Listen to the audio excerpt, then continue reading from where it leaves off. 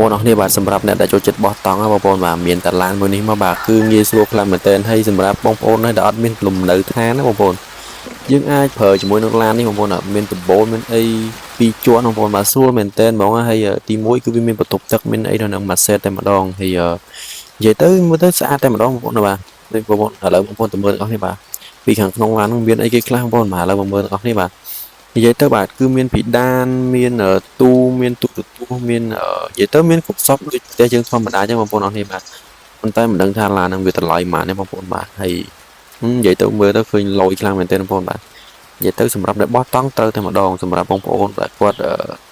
ទៅបោះតង់ឆ្ងាយទៅដើរលេងអីចឹងទៅបាទមានតាឡានមួយនៅកប់សេរីតែម្ដងបងប្អូនហើយបាទគឺអែមហួរតែម្ដងបងប្អូនអរគ្នាអញ្ចឹងកុំភ្លេចទិញឡានប្រើម្នាក់មួយបងប្អូនបាទហើយនេះគឺពីរបៀបខ្ចប់បាយបងប្អូនបាទរបៀបខ្ចប់បាយបងប្អូនបាទដើម្បីខ្ចប់ទៅឲ្យវាឃើញសពន្ធភាពមើលទៅស្អាតនិយាយទៅគឺយើងមានតែស្លឹកចេកទេបងប្អូនបាទយើងហើយវាអត់បំពុលបរិស្ថានទេបងប្អូនបាទអញ្ចឹងមានស្លឹកចេកនេះមកបាទអាចខ្ចប់បាយបានយ៉ាងស្អាតតែម្ដងបងប្អូនអរគ្នាបាទសម្រាប់បងប្អូនដែលអត់មានប្រអប់មានអីអញ្ចឹងណាចង់យកស្លឹកចេកធ្វើបាទធ្វើតាមវិធីនេះទៅគឺវាមើលមកឃើញស្អាតតែម្ដងបងប្អូនគ្នាបាទអញ្ចឹងវីដេអូយើងក៏មានតែប៉ុណ្្នឹងដែរបងប្អូនគ្នាបាទអញ្ចឹងកុំភ្លេចជួយ Subscribe ម្នាក់មួយដើម្បីទទួលបានវីដេអូថ្មីៗនៅវីដេអូក្រោយបាយបាយ